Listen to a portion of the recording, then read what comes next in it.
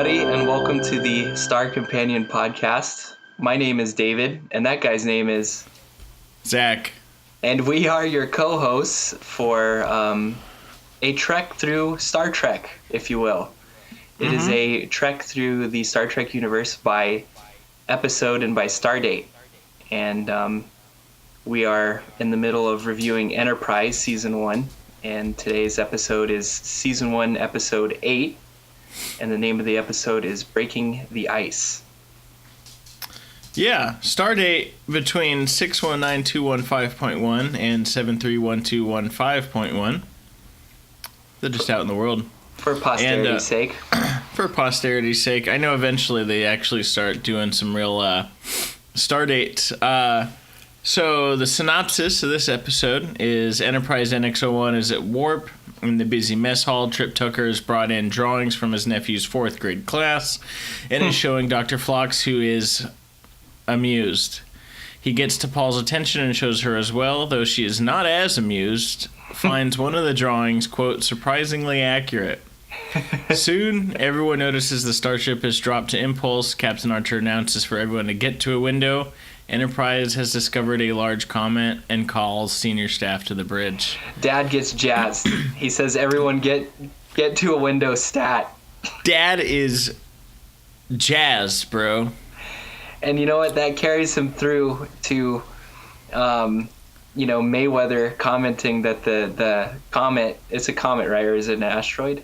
It's a comet. Mayweather comments and says that the asteroid is the biggest that they've ever seen and the biggest that the Vulcans have ever seen. And he kind of jokingly says, we should name it Archer's Comet, to which Dad is like, get down there immediately, start drilling. Yeah, now. Right now. Just... We should name it Archer's Comet. You know what? I think we've got a field promotion. Sounds great. Put a flag on that bitch. Just what a joke. But I love it. I can't say that that's not what I would do. Right. You know what I mean? Mm-hmm. I'd be like, yeah, actually, it's Zach's Comet. Everybody's itching to get out. Let's go look at this. Let's go look at this comet. I think we really need to go check out that comet. And then of course they decide to drill to get some information on it. And I think it turns out that it's got a exceedingly large deposit of icelium. Correct. A rare and relatively unknown compound, both to humans and Vulcans alike. Now, do we even know what icelium is even for? I did some research on it, and it pretty much stops at this episode. There's really no other value of it. It's not like an ore that they use for energy. They can't make ship plating out of it. I imagine you could cool a beverage with it. That might be, pretty useful if you were out in space and a beverage. Yeah, you ran out of ice. Well, it's cold. We can definitely put that in something. It looks like there's an icelium crystal Horta, which is some sort of character in the Star Trek Online. Interesting. The information is vague. Yeah. Let's just leave it at that. Apparently this, scientific mission that they carry out to discover more about icelium doesn't really go anywhere. Apparently this is it. Well, yeah, and then beyond that, it definitely... This episode seems like one of the more throwaways. Definitely. Of the season. You get to see Dad get stoked about naming it Archer's Comet. This is the first Enterprise episode that Berman and Braga didn't write. Really? Who wrote it? Yeah. I can Google it. I don't know, but I do know that Braga referred to the idea of depicting people walking on a comet as an ambitious challenge that came about as a result of him continually trying to push the limits with the series. So, I mean, that's That's kind of fun. Looks like one of the staff writers, Chris Black, said he was just amazed with the planning of this episode and the flexibility of the production crew. He quote said, "It was this moment when I realized they really pull out all the stops for this show. It just feels sometimes like there's virtually nothing they can't do. Guys, can you turn stage 9 into the surface of a comet? Yeah. When do you want it by?" Now. Which is, kind of true. It does make me wonder, like, what fake snow they used. Right. And for their Vulcan snowman. I don't know enough about space travel or about asteroids to know, like, can you land on an asteroid and, like, can you stay on the asteroid? Like, would that, well, I guess if it's large enough, maybe it has its own gravitational pull, but I think. Oh, go ahead. No, that's about it. I think a gravitational pull on something even as a large comet wouldn't really. I don't think the gravity. I don't think there's enough gravity to hold anything on there outside of what the object is. Mm-hmm. So it is a little suspect that we don't see like any sort of shoe equipment. Right. That being said, though, I'm thinking about writing an article about. Let me pull up the little note here. So, right now, the Hayabusa 2 rocket, which got there April 5th in Japan today. Mm-hmm. Hayabusa 2 is literally going to an asteroid, and they're going to shoot a crater into it with an explosive device in an effort to the asteroid Ryugu, deploy an explosives-filled box that will detonate in space, and it'll fire a copper plate into Ryugu and create a crater up to 10 meters wide. And the reason they're doing it is to try like an impact experiment, to learn more about how asteroids like Ryugu change over time. So they're trying to figure out like what kind of materials are in the asteroid. So this is like a real life sort of take on comets, and asteroids. And so the rocket itself, the ship is going to go behind the planet. I mean, behind the asteroid after it shoots the explosive device. Right. In order to come back and take information samples from it. Fascinating. And so, it's just they're literally employing a Star Trek trope in their hard science reality of remember in Wrath of Khan? Yeah. When Enterprise is hiding from the Reliant. Yes. And they go around to the other side. Yeah, in the nebula, right? Yeah. And so here we go. It's the Japanese space team is doing damn near exactly that. Well, I saw that movie and I really liked the one where they blow up the comet that's heading for Earth and it just like splits right at the last second. Love that movie. Yeah, such a good movie. Bruce Willis, yep. It's my favorite movie. I really love the song. Yes, that's a classic at this point. Unfortunately, Armageddon, I don't know if that's a classic, but I certainly do know that Aerosmith is. That song is a classic. Complete aside, do you think Joe Perry is a good guitar player? He's all right. I feel like he's like an everyman kind of guitar player. Yeah. Speaking of that, I was reading something about the Rolling Stones the other day because Mick Jagger is apparently going to have heart surgery here pretty soon. And he's like 75, but they expect him to like make a full recovery, which is amazing considering his age. Mm-hmm. But apparently Keith Richards, the guitarist for the Rolling Stones, he apparently plays a guitar and it only has 5 strings on it, and it's what's a guitar usually tuned to? Is it E or D? I think it's E. He tunes it to a D. Drop D. He tunes it to a D so he can play chords with one finger. He's like basically playing power chords. So he can just like slide his finger up and down the fret, and he doesn't have to do any like intricate fingering. For lack of a better word. I've never given the Rolling Stones a real shake. I've always been a Beatles man myself. Me too. Which brings me to the Vulcans. Not only are the Vulcans cool, but they do have the classic Beatles haircut, which I do enjoy. They do, don't they? They do. Oh my god, that's brilliant. The little bowl cut. So, as they're surveying this asteroid, the Vulcans drop out of warp. And, they just say, hey, we just want to survey what's going on here. We just want to make sure everything's going good, which Dad doesn't seem to mind. But you can tell it really bothers Dad, because Dad's out here mowing his lawn.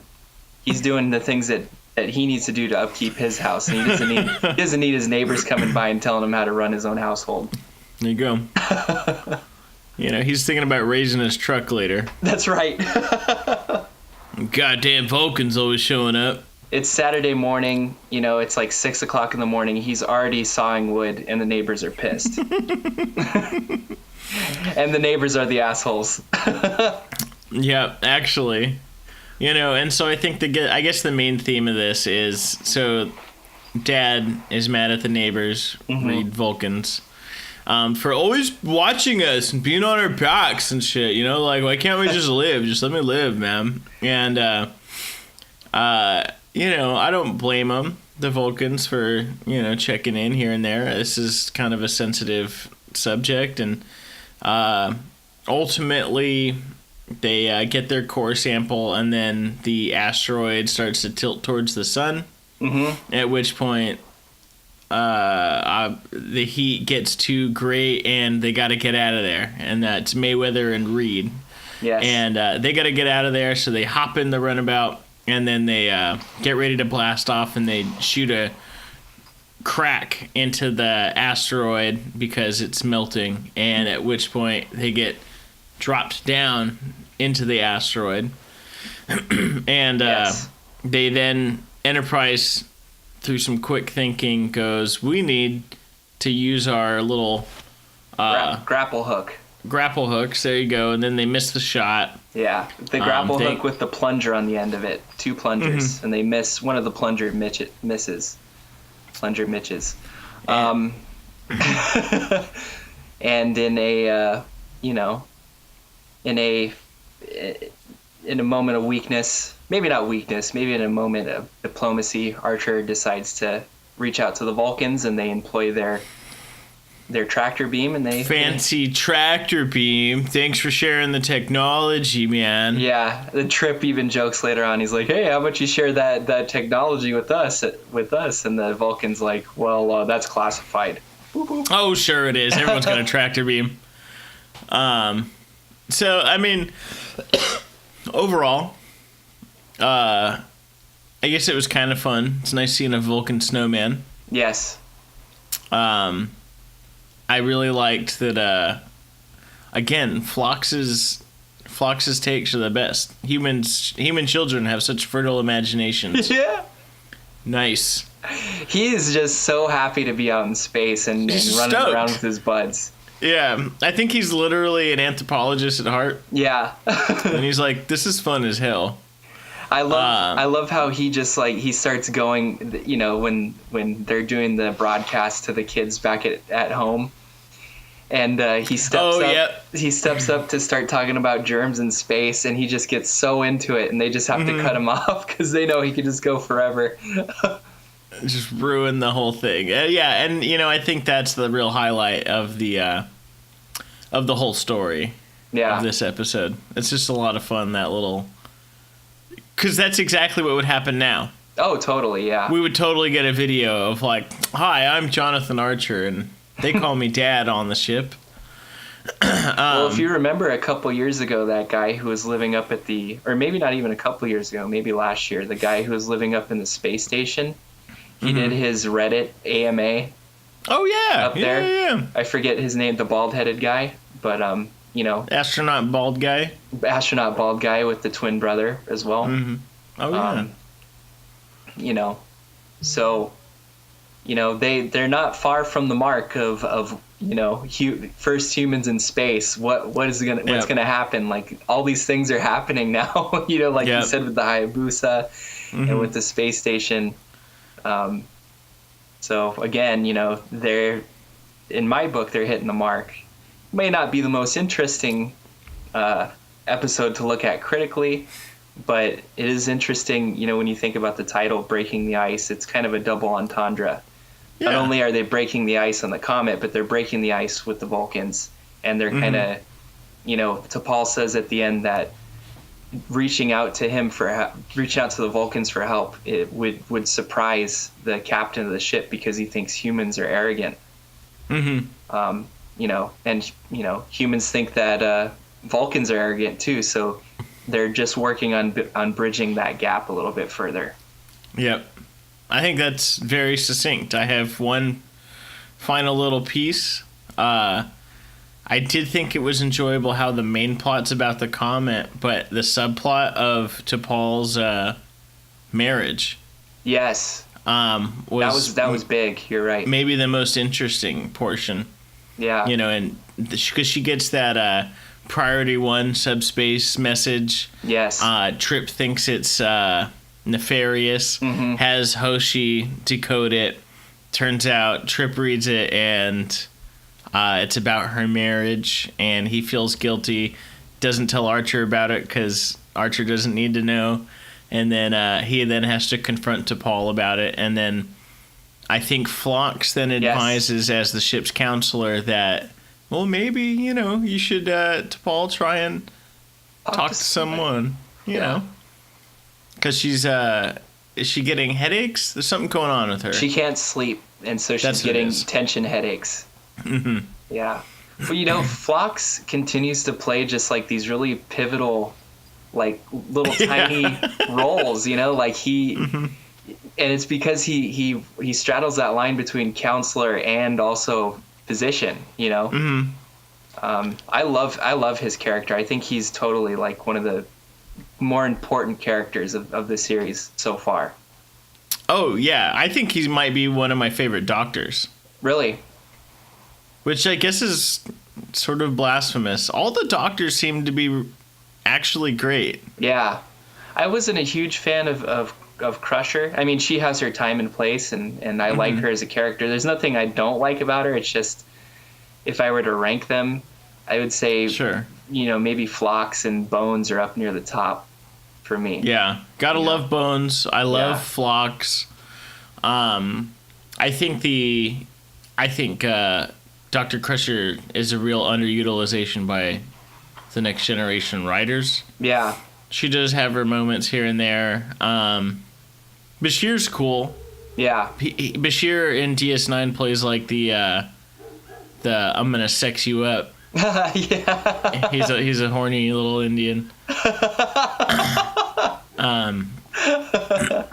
But and then there's Picardo as the holographic doctor. Yeah, the EMH or whatever, the emergency medical hologram. Yeah. That's an extremely interesting concept, but that'll be something I guess we review later, or even on a maybe a different episode where we do a deep dive.